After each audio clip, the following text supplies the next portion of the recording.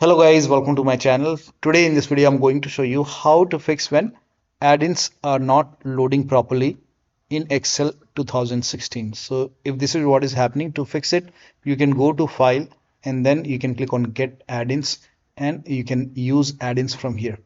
Now to fix the problem you have to copy this link. The link is provided in the video description. Open this link in a browser. It will take you to Microsoft website. Scroll down. Here you can see update for Excel 2016. How to download and install the update. You have to install this update, that is 4484305. Now I have 64-bit version of Excel. So if you have 32-bit version of Excel, you can download this. If you have 64-bit, then you can click on download.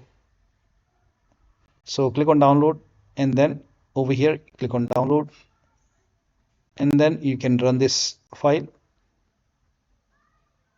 Click on it. You can install this. Click on yes to allow. Continue. And then in my case I don't have 2016, but if you have Office 2016 it will update. So let the update complete and then restart your computer. And after the system restart you can open Excel and you should be able to open load add-ins successfully from here, or else you can go over here and then click on get add-ins. So that'll be all. Thank you so much for your time and please like this video and subscribe to my channel.